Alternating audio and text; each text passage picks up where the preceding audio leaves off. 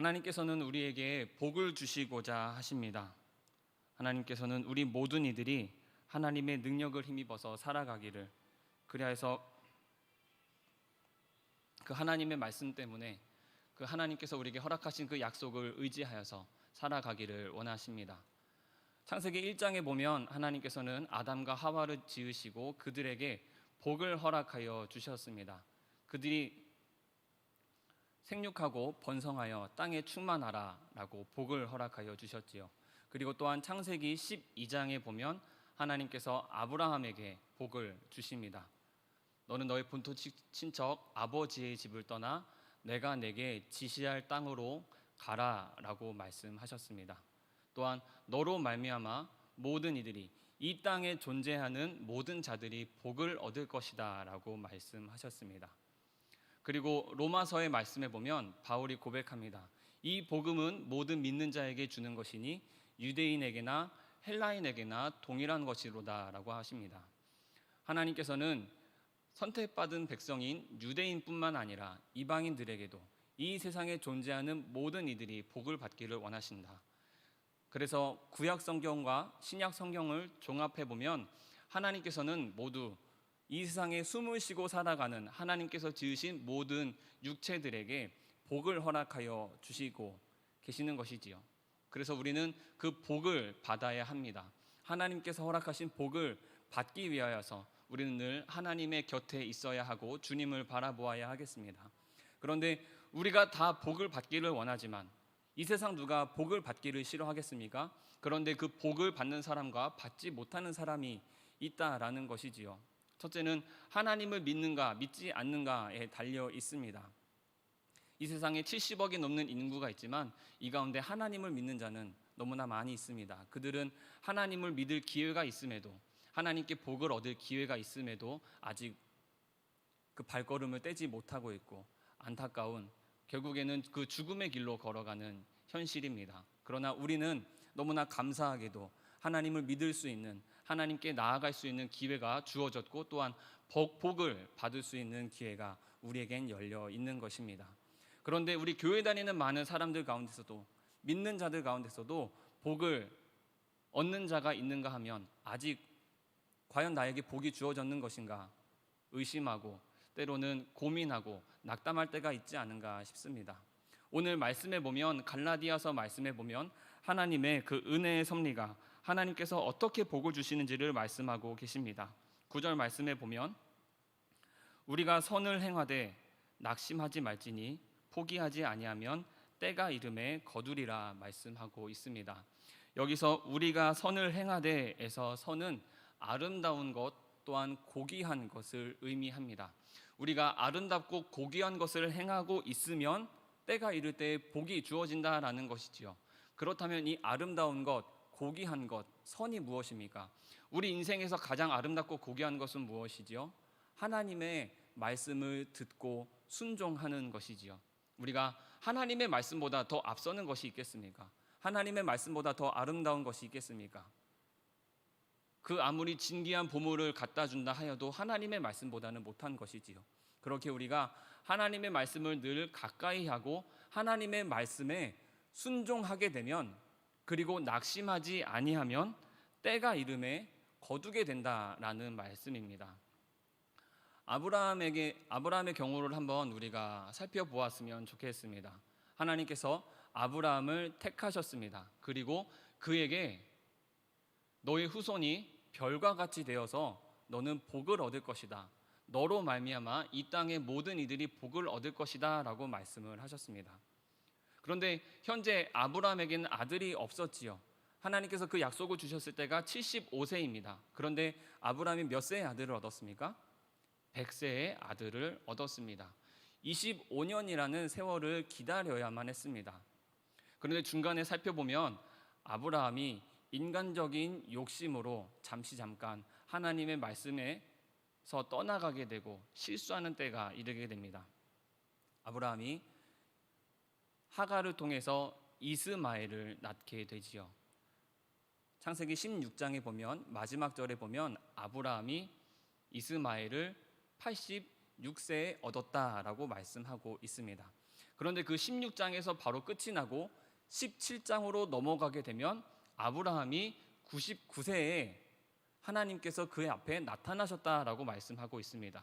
또한 말씀하시기를 너는 내 앞에서 행하여 완전하라라고 말씀을 하셨습니다. 16장 마지막에 86세의 이스마엘은 나왔습니다.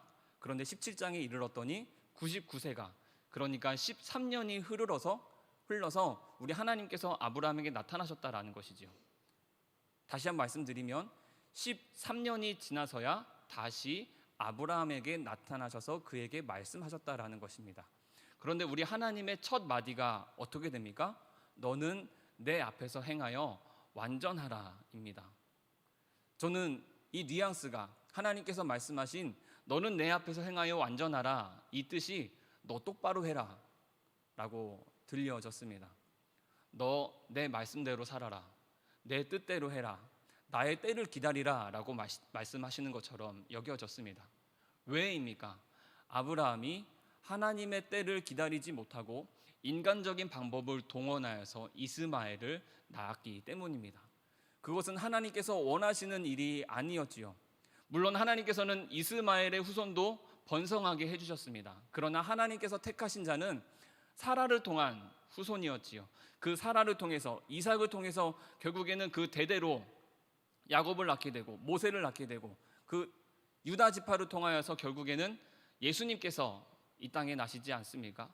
하나님께서 택하신 길이 있고 방법이 있는데 그 방법에서 떠나 아브라함이 인간적인 방법을 동원했기 때문에 하나님께서는 13년 만에 나타나셔서 너는 내 앞에서 행하여 완전하라 라고 말씀하신 것입니다. 오늘 읽은 말씀 8절에 보면 자기 육체를 위하여 심는 자는 육체로부터 썩어질 것을 거두고 성령을 위하여 심는 자는 성령으로부터 영생을 거두리라 라고 말씀하고 있습니다. 육체를 위하여 심는 자는 나의 인간적인 마음과 욕망을 따라 행하는 자는 썩어질 것을 거둔다라고 말씀합니다. 그러나 성령을 위하여 심는 자는, 하나님의 나라를 위하여, 하나님의 뜻을 위하여 심는 자는 영생을 거두게 된다라고 말합니다. 하나님의 뜻을 따라 성령을 위하여 심는 자가 어떤 사람입니까? 하나님의 방법대로, 하나님의 때에 하나님께서 하실 일을 기다리며 묵묵히 인내하는 사람입니다. 결국 하나님께서는 어떤 사람에게 복을 주십니까?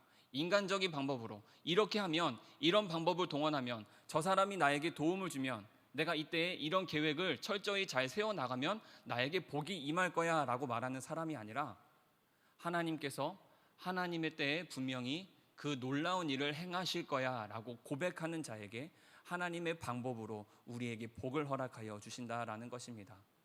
우리 모두에게 그 하나님의 은혜가, 하나님의 복이 임하기를 간절히 소망합니다. 하나님의 때를 기다릴 줄 아는 믿음이 우리에게 있기를 간절히 소망합니다. 잠시 그 사울과 다윗을 비교하여 보았으면 좋겠습니다. 사울도 그리고 다윗도 하나님께 기름을 부음 받은 자들이었습니다. 그런데 사울은 결국에는 하나님께서 후회하시는 왕이 되었습니다. 그러나 다윗은 그 대대로 후손이 왕위가 견고하게 되는 하나님의 복을 받게 되었습니다. 그 차이가 어디에 있다고 생각을 하십니까? 둘 다 왕위를, 그 왕의 기름 부음을 받은 때가 절묘하게도 비슷함을 성경에 보면 알 수가 있습니다. 둘 다 준수한 소년이었다라고 기록을 하고 있습니다. 성경에 보면 둘 다 10대 혹은 20대 초반의 젊은 이들이었는데 사울은 40세의 왕이 올랐습니다. 다윗은 30세의 왕위에 올랐습니다. 둘 다 기름 부음을 받고 10년 혹은 20년이라는 세월이 흘러야 했는데 그 후에 그들의 삶의 기로는, 삶의 방향은 완전히 달라지게 되어 있습니다. 그렇다면 우리는 한번 들여다보아야 하는 것이지요.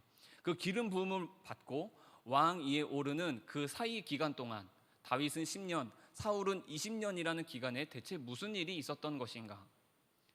한번 사울의 경우를 보겠습니다. 사울이 왕의 기름 부음을 받고 왕위에 오를 때까지 그가 어떤 일을 겪었습니까?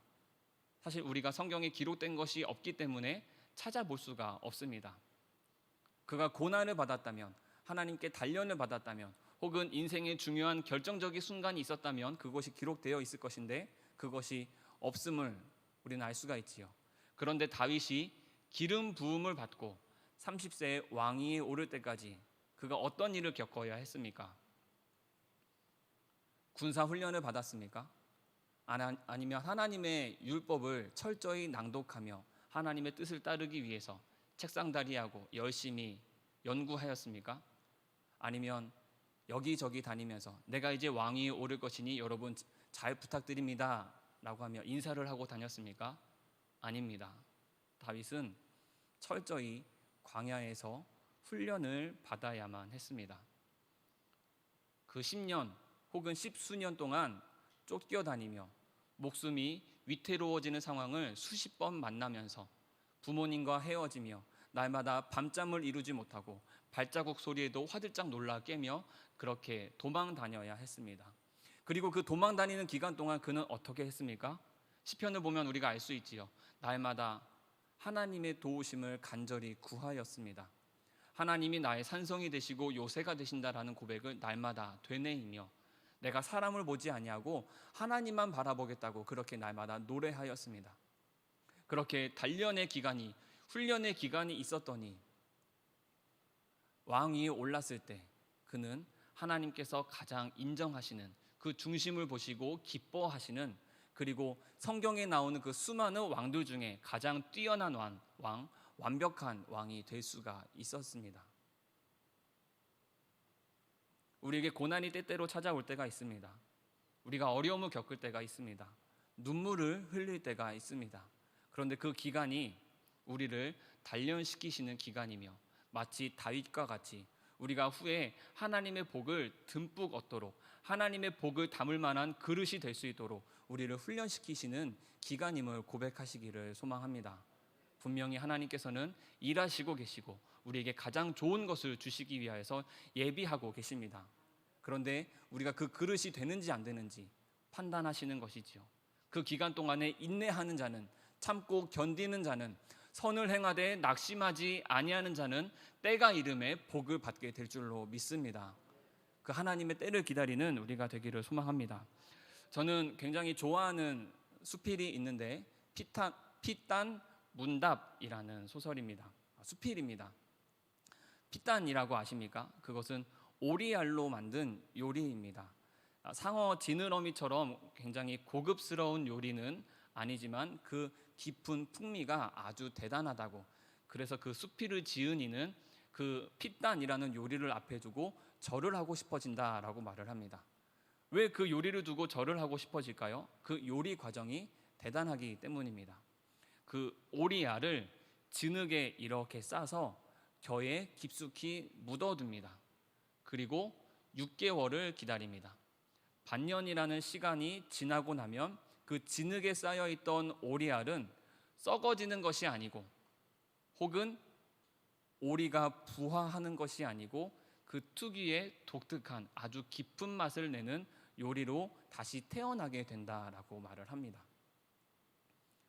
저 진흙 속에 깊이 어둠 속에 잠겨있던 진흙 속에 쌓여있던 오리알이 사람의 입을 만족해 하는 아주 놀라운 요리로 재탄생하게 된다라는 것이지요. 또한 그 피단 문답이라는 수필을 지은 이가 또 하나의 수필을 지은 것이 있는데 바로 특급품입니다. 오늘 설교 제목과도 같은데요. 바둑판 중에 가장 좋은 바둑판이 무엇인지 아십니까? 바로 비자나무로 만든 바둑판이 제일 값지고 존귀하다, 가장 비싸게 거래되는, 사람들이 인정하는 바둑판이라고 합니다. 자단이나 흑단으로 만든 아주 비싼 나무로 만든 것이 아니라 비자나무로 만든 것이 왜 사람들 사이에서 인정이 되느냐? 그 비자나무로 만든 바둑판을 두고 이게 바둑을 두게 되면 여러 번 바둑을 두게 되면 그 바둑판이 곰보처럼 얽게 된다라고 말을 합니다. 바둑이 올라가 있는 자국 따라서 이렇게 패이는 것이지요. 그 모양대로 곰보처럼 여기저기가 패이게 됩니다. 그런데 시간이 지나고 나면 그 면이 다시 평평해집니다. 스스로 회복하는 것이지요. 다시금 원래 상태로 돌아갈 수 있는 힘이 그 나무에 있다라는 것입니다. 그렇게 유연성을 갖고 있기 때문에 아무리 바둑을 여러 번 두어도 어깨에 부담감을 주지 않아서 가장 좋은 나무로, 가장 좋은 바둑판으로 여겨지고 있습니다. 그런데 그 바둑판 중에서도 머리카락 같은 가느다란 실선이 있는 바둑판이 제일 좋은 바둑판이라고 합니다. 좀 이상하지 않습니까? 원래 우리가 가장 좋은 상품으로 생각하는 것은 아무런 흠집이 없어야 하는데 가느다란 실선이 있으면 그것이 제일 좋은 것이랍니다. 왜냐하면 어떤 사고로 인하여서 균열이 났습니다. 그래서 그 비자나무가 갈라져 버렸습니다. 이렇게 쪼개진 것이지요. 그러면 그것을 쪼개버리거나 불태워버리는 것이 아니라 헝겊에 싸서 1년 혹은 2년 혹은 3년 동안 가만히 놔둔다고 합니다. 그러면 그 1년 혹은 3년의 시간 동안 비자나무가 스스로 유연성을 갖고 있기 때문에 저절로 회복한다고 합니다. 그럼 그 균열이 나서 사고가 났던 자국은 다 없어지고 스스로 합하여졌기 때문에, 스스로 회복하였기 때문에 그 옛날에 사고가 났던 흔적인 가느다란 머리카락 같은 실선만 남아있게 되는 것이지요. 그게 왜 특급품입니까? 그만큼 유연함을 증명하기 때문입니다. 큰 사고가 있었는데 그것을 회복할 수 있을 만큼 강한 회복력과 유연성을 갖고 있기 때문에 이것은 비자나무로서 바둑판을 두기에 가장 좋은 나무다. 그만큼 좋은 회복력과 유연성을 가지고 있다 여겨지는 것입니다. 우리 인생도 마찬가지 아니겠습니까? 우리가 모두가 특급품입니다. 우리에게 때로는 어려움이 있었습니다. 때로는 고난이 있었습니다. 혹은 지금도 현재 진행형일 수 있습니다. 그러나 우리가 그 모든 고난을 이겨내고 나면 가느다란 자그마한 상처는 생채기는 있을지 모르나 그 고난을 역경을 딛고 나서 우리는 하나님의 복을 받을 만한 은혜의 그릇으로 성장하게 되었습니다. 그렇게 우리는 낙심하지 않는 것입니다. 우리는 실망하지 않는 것입니다. 때로 우리에게 아픔이 있다 할지라도 내가 왜 이런 어려움을 겪어야 하는지, 하나님께 불평과 원망이 쏟아질 수 있다 할지라도 그것을 견뎌내고 인내하고 나면 하나님의 은혜와 복을 받게 될 줄로 믿습니다. 잠시 제 이야기를 드리도록 하겠습니다. 좀 양해 부탁드립니다. 제가 이렇게 겉으로 생긴 모습은 곱상하고 멀쩡해 보이지만 저도 여러 아픔을 겪어야만 했습니다. 제가 5살 정도 되던 때에 저희 아버지께서는 저희 가정을 버리셨습니다. 그래서 저는 외아들인데요, 홀로 어머니와 함께 참 어려운 시기를, 고난의 시기를, 특별히 경제적으로 참 어려운 기간들을 지나야만 했습니다. 그래서 저는 어렸을 때부터 안 해본 아르바이트가 없습니다. 전단지 돌리는 아르바이트도 해봤고요. 겨울에는 발이 동상에 걸릴 정도로 그 차가운 눈밭을 걸으면서 아르바이트를 했었고, 또 설거지 아르바이트도 했었고요. 군대를 갔다 와서도 여전히 학비를 제가 충당하기 위해서, 저의 생활비를 제가 스스로 마련하기 위해서 여러 일들을 겪어야만 했습니다. 그럴 때마다 기도해 주시는 분들이 저에게 말씀하셨습니다. 그 어려운 시기를 지나고 나면 너는 하나님께서 너를 통해 행하실 일이 있기 때문에 지금의 고난이 있는 거야 라고 하셨습니다. 물론 가장 올바른 해답 아니겠습니까? 그러나 아무리 그런 말을 해준다고 해도 지금의 고난이 너에게는 지금은 어려울지 모르지만 나중에는 분명히 하나님의 일이 있을 거야 라는 그 말이 그 당시에는 와닿지 않았습니다.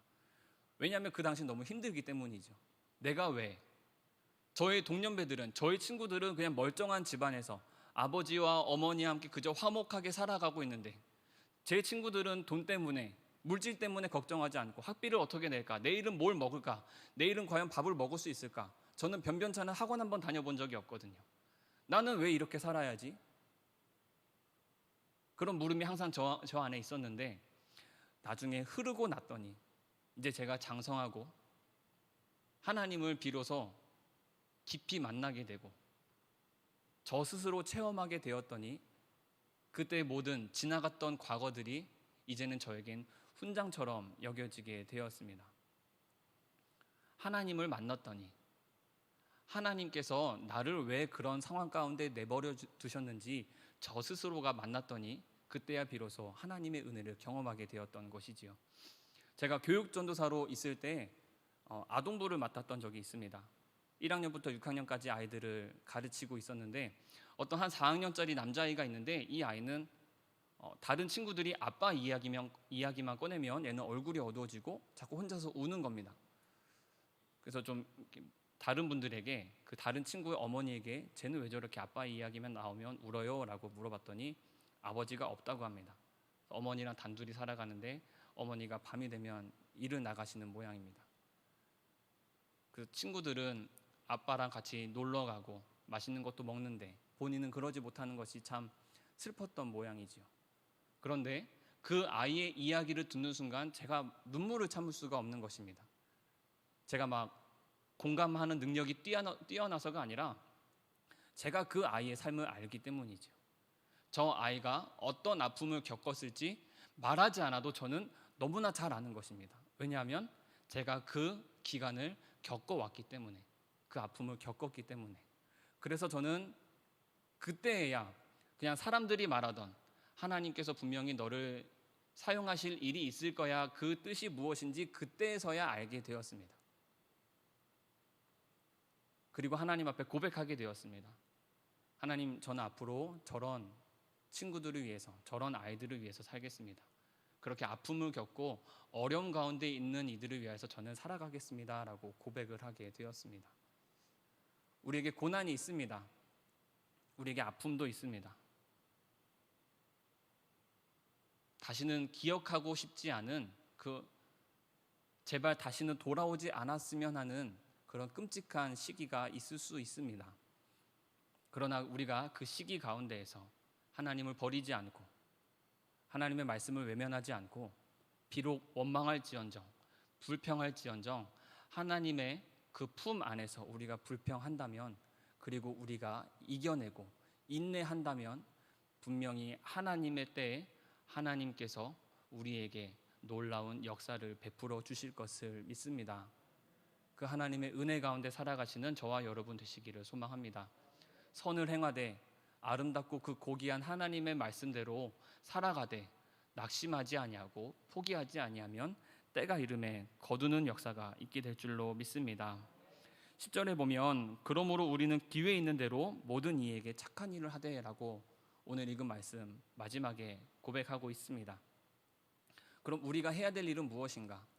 저는 생각합니다. 그저 가만히 우두커니 앉아 있는 것이 아니라 그 고난의 때에 그냥 난 여기 이거 견뎌내야지, 참으라고 했으니까, 인내하라고 했으니까 그냥 가만히 있어야지, 이것이 아니라 우리가 다윗을 본받았으면 좋겠는데요. 다윗은 그 쫓겨다니는 가운데서도 어떻게 했습니까? 사울을 죽일 수 있는, 잡을 수 있는 기회가 2번이나 있었지만 그는 해야 하지 않았습니다. 착한 일을 해야 했습니다. 오늘 말씀을 보면 갈라디아서 말씀과 같이 기회 있는 대로 모든 이에게 착한 일을 하되, 하나님의 말씀대로 살아간다라는 건 그저 가만히 기다리기만 하는 것이 아니라 우두커니 있는 것이 아니라 착한 일을, 선한 일을 행하는 것이지요. 하나님의 말씀대로 살아간다라는 건 내가 가만히 있는 것이 아니라 내 손과 발을 통하여, 내 입술을 통하여 하나님의 살아계심을 증거하는 것입니다. 다윗은 특별히 사울에게 그 하나님의 살아계심을 전하였습니다. 나는 앞으로 왕이 될 사람이니까, 난 기름 부음 받을 사람이니까 당신은 이제 죽어줘야 되겠습니다 라고 말하지 않았습니다. 나를 죽이기 위해서, 잡기 위해서 쫓아다니는 사람에게마저도 그는 하나님의 일을 행하였습니다. 착한 일을 행하였습니다. 우리는 그렇게 살아가야 하지요. 우리는 그리스도인 아니겠습니까? 우리는 하나님의 복을, 은혜를 받을 만한 그릇으로 준비되는 사람들 아니겠습니까? 우리는 어디에서 무엇을 하든지 어떤 사람을 만나든, 비록 저 사람이 나에게 상처를 주고 나에게 짜증을 나게 하고 나의 신경을 건드리고 나의 마음을 아프게 한다 할지라도 우리는 모든 이에게 착한 일을, 선한 일을 행하는 사람이 되어야만 합니다. 그것이 바로 하나님께서 원하시는 복을 담을 만한 그릇인 것이지요. 그때 하나님께서 우리 가정에, 우리 사업장에, 또한 우리 모든 인생에 하나님의 일을 행하여 주실 줄로 믿습니다. 선을 행하되 낙심하지 마시기 바랍니다. 분명히 하나님의 때에 이르게 되는 놀라운 역사가 있게 될 줄로 믿습니다. 기도하겠습니다. 사랑과 은혜가 충만하신 하나님, 우리 때때로 아픔과 고난이 찾아온다 할지라도 그것을 이겨내는 인내하는 말씀에 순종할 수 있는 능력이 있기를 원합니다. 주님, 우리는 부족하고 연약하오나 그렇기에 더욱더 하나님의 말씀을 붙잡기를 원합니다.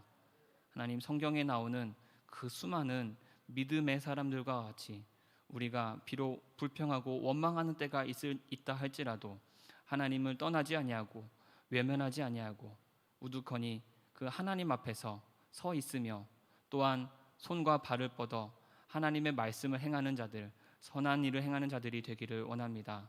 그렇게 기다리고 때를 기다리면 하나님께서 우리에게 은혜와 복을 허락하여 주심을 믿습니다. 하나님께서는 한 번 하신 말씀은 반드시 지키시는 선하시고 신실하시고 공의로우신 주님이시니 그 하나님의 말씀 의지하여 우리가 오늘도 이 세상을, 코로나의 시기를 이겨내고 승리할 수 있도록 붙들어 주시옵소서. 감사드리며 예수님의 이름으로 기도하옵나이다. 아멘.